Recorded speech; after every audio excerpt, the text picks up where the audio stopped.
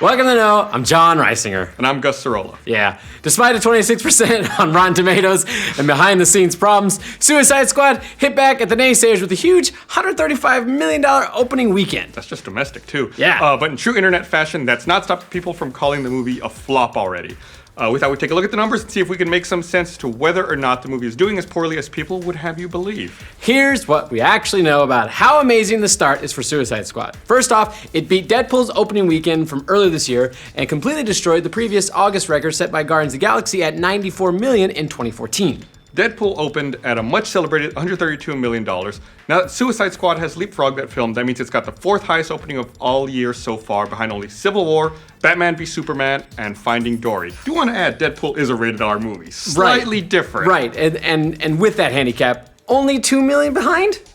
While the word of mouth around Suicide Squad has not generally been great, that still hasn't stopped it from testing well with audiences. The movie's cinema score, I don't understand that either. The movie's cinema score and index of audience impressions on opening night came in at a B+ rating. Really? Which is not a bad score, I guess. Yeah, it's pretty good. That's like almost honor student, right? Is it on a curve?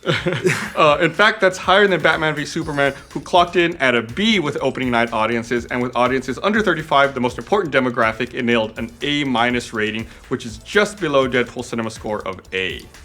I don't like this. These are all good things for the film.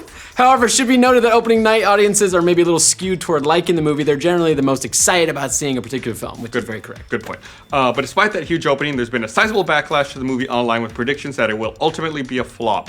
We saw the same thing with Batman v Superman: Dawn of Justice, which many were quick to call a disappointment at a staggering $862 million haul. I want to be an $862 million failure. I want to be a disappointment. Please make me a disappointment. Contrast that to a movie like Fast and Furious 6 at a budget of $160 million, almost exactly the same as Suicide Squad. Fast and Furious 6 opened to $99 million in the US. It was considered such an enormous success that 3 sequels were immediately greenlit. Meanwhile, Suicide Squad opened to a much bigger $135 million and was met with a much different narrative. The reason for that is, of course, complicated, not quite as black and white as you might think. This is part of why a movie with a $175 million budget like Suicide Squad is said to need something like $700 to $800 million just to break even, because in Hollywood, math is ridiculous. Yeah, the fact is, these tentpole releases cost so much money they don't just need to make up their budgets, they need 3 to 4 times that. So one weekend alone isn't going to cut it, and there's a lot more to the cost of the movie than just what it takes to get the damn thing filmed and cut. The easy scapegoat most people would point to is marketing, which can easily cost as much as the movie itself, especially for bigger pictures like the ones we're talking about. Batman v Superman's marketing spend was somewhere north of $165 million, for instance. The lesser known costs of releasing a film can be just as pricey, if not more, which brings us to distribution. Distribution is the mysterious word Hollywood uses when it talks about actually putting the film in theaters. Oftentimes it's given a flat fee by the distributor, in the case of a major big budget movie that could be easily $200 million flat fee. Distribution fees cover the actual printing of a film, shipping it to theaters, and even the insurance of the film reels while they're being shipped. Printing alone costs tens of millions in the process. Do they just like write a check to FedEx? I mean, how does that work? Another big aspect of distribution is securing the rights to show the movie in a given theater. Movie theaters don't show movies because they're hoping to make money. They're paid to show them by studios. That typically involves a studio paying a percentage of each possible ticket price, usually in the range of 45 to 66%. I'm reading this thing and I'm already confused. Part of that is protect theaters in case of mega flops. You're not losing money by reserving an empty theater. So when you consider that a film like Suicide Squad is shown at 3,700 screens across the country on its opening weekend, Warner Brothers is paying around 50% for each seat in the theater. With an average of 250 seats in 3,700 theaters at a reported average ticket price of $8.70, break out the calculators, that comes out to around $4 million conservatively that Warner Brothers is paying for the movie to be shown one time across the country.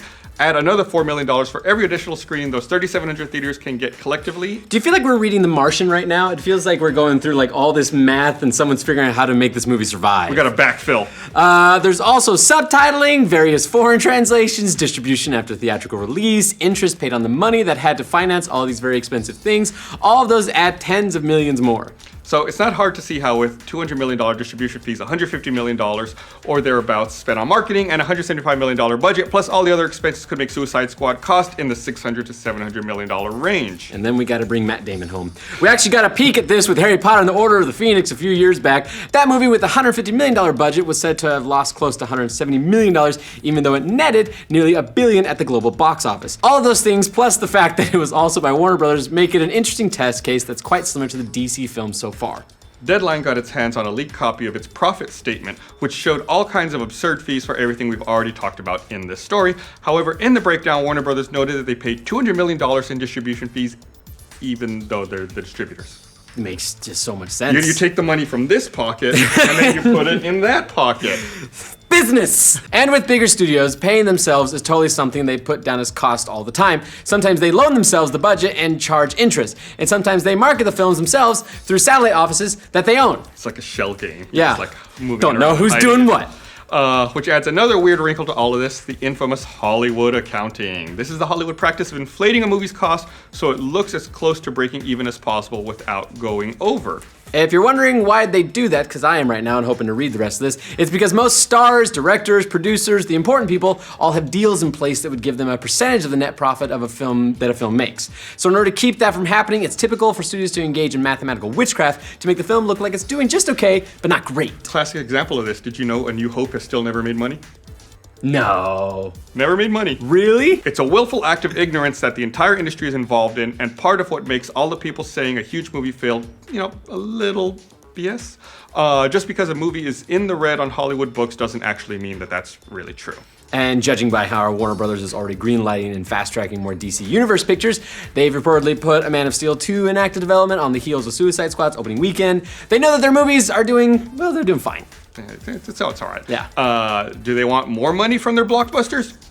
Duh, of course. Batman v Superman didn't maintain solid follow-up week performance, and judging from critical response and some early word of mouth, Suicide Squad might be in the same boat. But the movie so far seems to be moving towards its target of $700 million, especially with that massive opening weekend. It's still way too early to declare the movie a failure, and not likely if it follows a trajectory anywhere like Batman v Superman.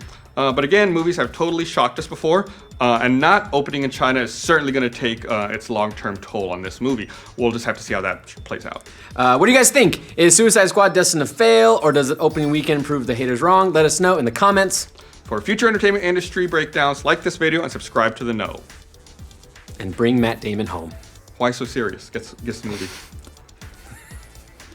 Episode 1?